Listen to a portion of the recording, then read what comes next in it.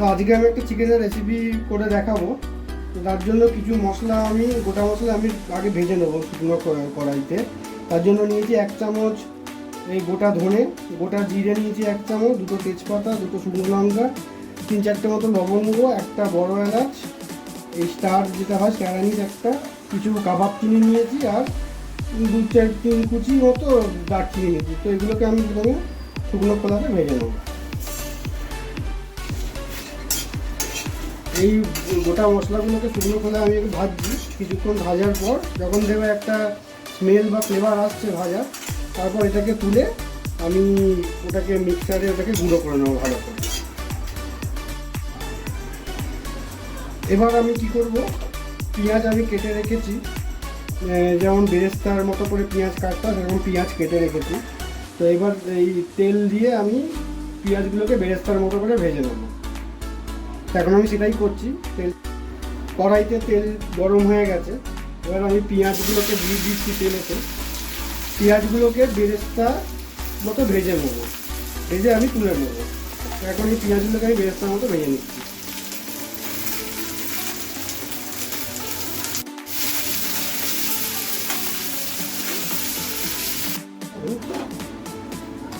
এই যে আমার বেরেস্তাটা দেখুন ভেজে ফেলেছি। তো বেরেস্তাটা এবার আমি পেঁয়াজের এর মধ্যে অ্যাড করবো, চিকেনের মধ্যে বেরেস্তা পুরোটা অ্যাড করে দিলাম। তারপর অ্যাড করবো কিছু একটা মিডিয়াম সাইজের পেঁয়াজ কেটে রেখেছিলাম, তো সেই পেঁয়াজ কাটাটা কিছু পেঁয়াজ আমি এর মধ্যে অ্যাড করলাম কিছু। এরপর যে অ্যাড করবো সেগুলো যাবে হচ্ছে হঠাৎ করে 1 চামচ মতো হলুদ গুঁড়ো, জিরে গুঁড়ো, ধনে গুঁড়ো যাবে 1 চামচ, জিরে গুঁড়ো যাচ্ছে 1 চামচ, কিছুটা 1 চামচের থেকে কম দিলেও চলবে। আর যাবে পরিমাণ মতো নুন।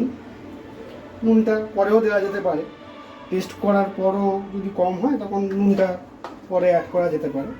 এবার আর একটা জিনিস করবো, যেটা দিয়ে আমি করেছি বেরেস্তা বীজ, যে তেলটা দিয়ে, সেই তেলটা ওর সাথে অ্যাড করে দেবো।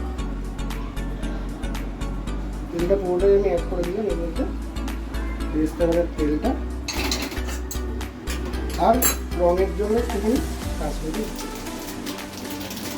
পাউডার অ্যাড করে দিই। এটাকে মেখে 10-15 মিনিট মতো একটু ম্যারিনেট করে রাখবেন। তারপরে কড়াইতে দিয়ে আমরা পরের কাজ করবো। হ্যাঁ, আরেকটা জিনিস আমার একটু ভুলে গেছিলাম, আদা রসুনের পেস্ট 2 চামচ মতো কিন্তু যে ম্যারিনেশনটা আমরা করেছি সেটার সাথে অ্যাড করে দিচ্ছি। দেওয়ার পর কিছুক্ষণ মিনিট 10-15 মতো সেখানে রেখে দেবো ম্যারিনেট করে, তাহলেই হবে। ম্যারিনেশন হয়ে গেছে। আমি এখানে অ্যালুমিনিয়ামের কড়াই ইউজ করেছি, তার জন্য সামান্য তেল দিয়ে, যাতে এটা এই ম্যারিনেশন চিকেনটা দেওয়ার পর ধরে না যায়।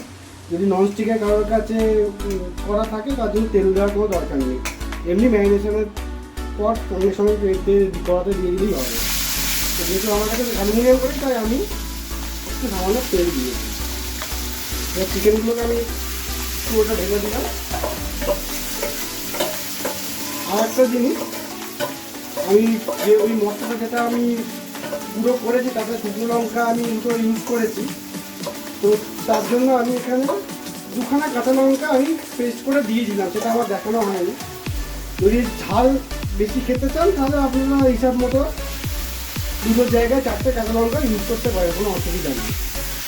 আমি যেহেতু শুকনো লঙ্কা ইউজ করেছি গুঁড়ো মশলা বানানোর জন্য, সেটা আমি 2খানা কাঁচা লঙ্কা দিয়েছি। এবার এটাকে আমি হতে দেবো। আর এই জিনিসটাতে কিন্তু জল একদমই দেওয়া যাবে না, এরকম কষে কষে যখন জল ছাড়বে ঢাকা দিয়ে কিন্তু করতে হবে, মশলাটি কিন্তু এরকমভাবেই সেদ্ধ করতে হবে। তো এখন এটাকে আমি কিছুক্ষণ কষার পর ওই ঢাকা দিয়ে সেদ্ধ করি।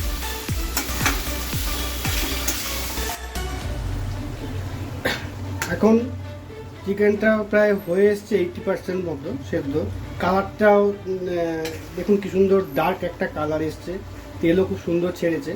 তো এখন আমি এই যে মশলাটা গুঁড়ো করে রেখেছিলাম সেই মশলাটা এখন আমি দিয়ে দেবো।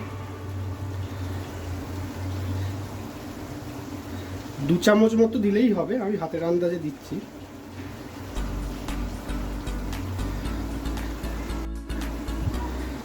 তো এই রান্নাটা আমি কিন্তু কোনো রকম চিকেন মশলা বা কোনো গরম মশলা ইউজ করিনি ফোড়নেতে বা কিছুতে। এই হচ্ছে মেন, এই চিকেন যেটা বানাচ্ছি, তো এই চিকেনের এটাই হচ্ছে মেন মশলা। তো এটাই কিন্তু চিকেনের স্বাদটাকে বাড়াবে, আর অন্য কোনো রকম কোনো মশলা কিন্তু ইউজ করার কোনো দরকার নেই। আর আগেও বলেছি, এখনও বলছি, যদি ঝাল কেউ পছন্দ করে তাহলে কাঁচা লঙ্কা আদা রসুনের পেস্টের সাথে বেটে দিতেই পারে, কোনো এতে অসুবিধা নেই। তো এটা আমি কিছুক্ষণ কষবো, কষে আর 5-10 মিনিট ঢেকে রাখবো। তারপর আর একটা প্রসেস আছে, সেটাকে আমি দেখাচ্ছি।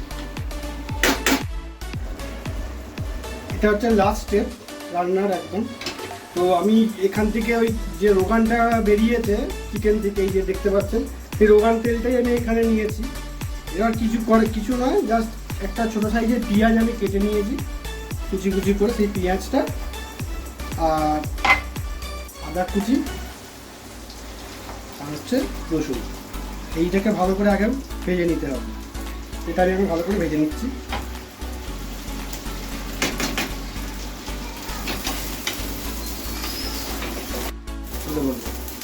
তো এখন কি করবো, এখান থেকে 2-4টে চিকেন, আমি যে চিকেনটা করেছি সেই চিকেনটা এখন 2-4টে গ্রেভি সমেত তুলে নেবো। এই 2-4টে তুলে নিয়েছি গ্রেভি সমেত। এটা এর সাথে ভালো করে আমি মিশিয়ে দেবো।